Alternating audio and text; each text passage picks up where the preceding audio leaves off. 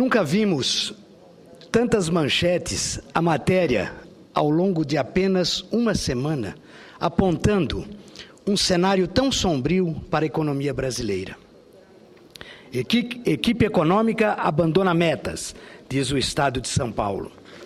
Risco Brasil sobe 25% em um mês e é o maior em um ano, continua mais adiante. Alimentos voltam a subir, dólar disparam e atropela BC, diz o Correio Brasiliense de hoje. Brasileiros empurram 2013 com a barriga, dizia o Globo ontem. O fato é que, lamentavelmente, uma percepção geral, tanto de especialistas quanto dos eleitores, de que o governo Dilma perdeu as rédeas da economia. É sintomático quando, diante de um grave quadro como é que vivemos, autoridades do governo tentam minimizar a queda da popularidade da presidente Dilma. Não consegue entender que os problemas do Brasil não se resumem às críticas da oposição e dos pessimistas de plantão. Aliás, há mais de um ano estamos, senhor presidente, através dessa tribuna, alertando o governo desse problema e desse caos econômico que estamos à beira. A equipe econômica precisa cair na real e analisar com a devida atenção as razões que levaram a Standard & Poor's a rever a nota do Brasil. Talvez entendam que a forma como a economia está sendo conduzida levará o país a jogar por terra o esforço de 2 décadas no sentido da estabilização. A agência justificou o rebaixamento diante do crescimento fraco do país, do investimento declinante do setor privado e da deterioração da política fiscal do governo. É exatamente esse aspecto que nos preocupa mais.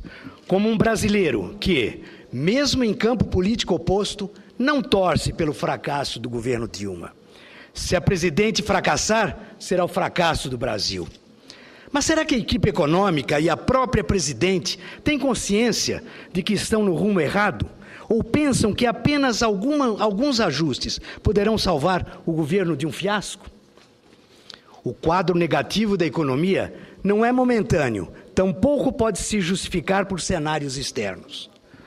O Brasil foi conduzido à situação atual por uma sucessão de erros de natureza macroeconômicas.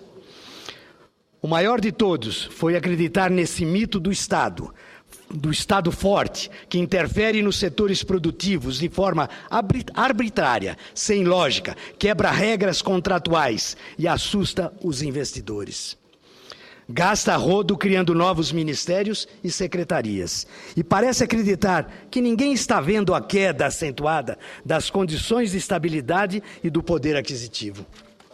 A gigantesca máquina pública fez encolher o superávit primário de 4,33% do PIB no primeiro quadrimestre de 2012 para 2,7% do mesmo período de 2013. Senador Ciro, Vossa Excelência permite uma interrupção breve para anunciar a presença nas nossas galerias dos alunos do ensino fundamental da Escola Classe da 314 Sul, Asa Sul, aqui em Brasília, Distrito Federal. Sejam bem-vindos à nossa sessão. Que sejam muito bem-vindos. Em um ano, presidente, perdemos mais da metade do superávit. Senador Lindenberg, nesse ritmo, em mais 1 ou 2 anos, já não teremos a economia necessária para o pagamento de juros da dívida pública. O déficit externo, por sua vez, passou de 17,4 bilhões para 33 bilhões de dólares. Senador Álvaro Dias, a balança comercial está negativa em mais de 5 bilhões de dólares. Há grande probabilidade de um aumento substancial da dívida do governo e da erosão da estabilidade. Já ficou claro para o mundo que a elevação substancial do crédito por parte dos bancos públicos para estimular a demanda doméstica poderá apresentar problemas de qualidade e liquidez.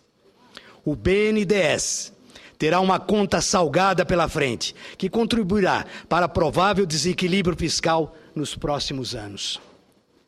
Em 2009, 44 bilhões de reais em empréstimos do BNDES eram passíveis de receber subsídios do Tesouro. Em 2013, esse valor saldou 7 vezes e é de 320 bilhões. O quadro que constatamos hoje, senhor presidente, em que a credibilidade do Brasil se perde, é o resultado de sucessivas manobras contábeis para tentar esconder o excessivo gasto público. A verdade é que o governo está passando um cheque sem fundo, que vai cair nas mãos do sucessor da presidente Dilma. Nesse ritmo, será preciso refazer todo o percurso em direção à estabilidade econômica, há muito abandonada pelo governo. Vejam, senhoras e senhores senadores, a que ponto chegamos. A caderneta de poupança pode voltar a render 0,5% ao mês mais TR. A partir de agosto, quando, segundo as expectativas, a taxa de juros deve chegar a 9% ao ano. Estamos próximos à inflação de 2 dígitos.